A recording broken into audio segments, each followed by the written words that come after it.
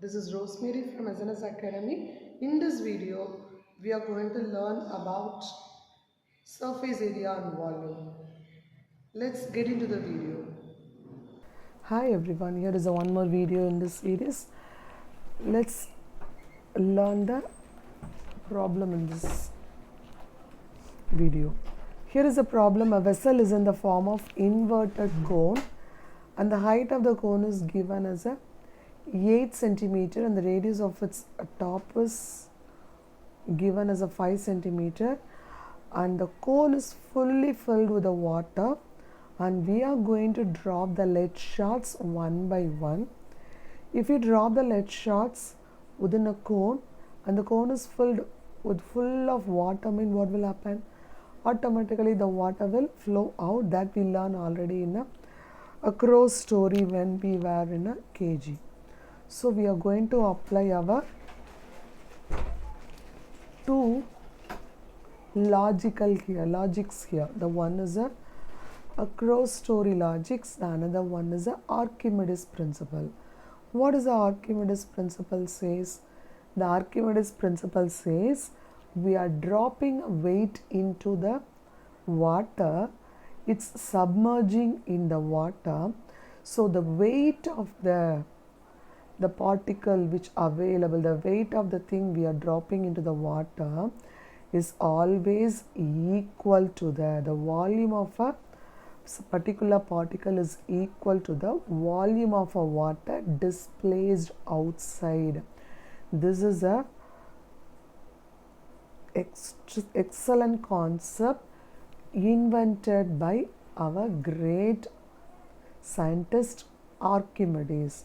So by using Archimedes principle, we are going to solve this problem. So what are the measurements are given me?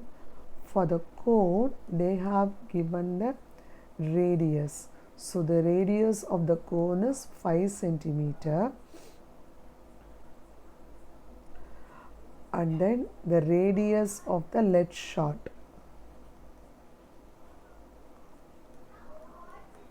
Zero 0.5 centimeter, and the height of the cone is given as a 8 centimeter. So they have given the needed things for the cone and the lead shot, and they are asking us to find the answer for how many lead shots are we are dropping into the cone. Before that, they have given a condition: the water displacing outside is 1/4 of the water flows out. They are talking about 1/4 of the cone. So 1/4 of the volume of a cone water is displaying outside, they have given. By using that, we are going to find how many lead shards we have dropped it down. So according to the Archimedes principle, we know the number of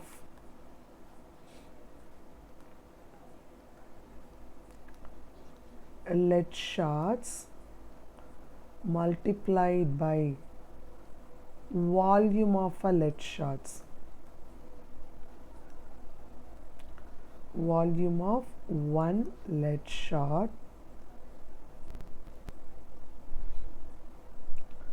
will be equal to the, they have given 1/4 of the volume of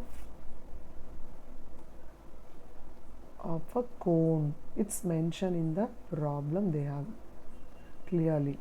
So the number of lead shards, I don't know, that I'm considering as a n. Volume of a lead shard, the shape of the lead shards is mentioned as a sphere in shape. So the volume of a sphere is 4/3 pi r1 cube. Why I am mentioning r1 mean the radius of the cone and the radius of the lead shards are not same, they are different, which is equal to 1/4 volume of a cone. The volume of a cone is 1/3 pi r2 r square we have to write here. Two radius are there, so I have mentioned r2. Okay, now this particular term, it is in a multiplication. When you bring to the opposite side, it will become a division. So 1 by 4 into 1 by 3 pi r2 square pi r2 square h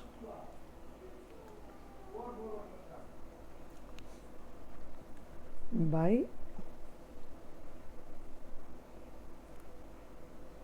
4 by 3 pi r1 cube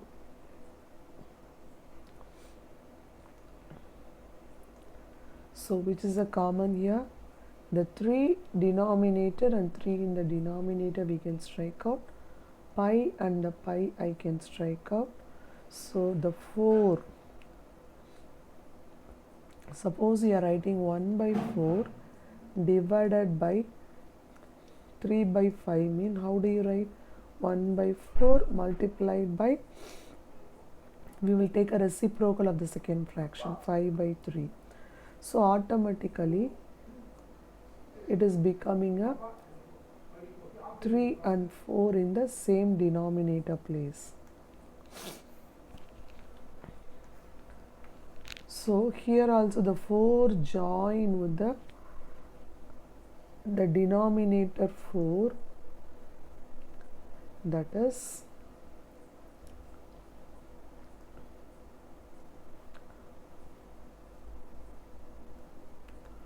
1 by 4, and already in the denominator again one more 4 is there.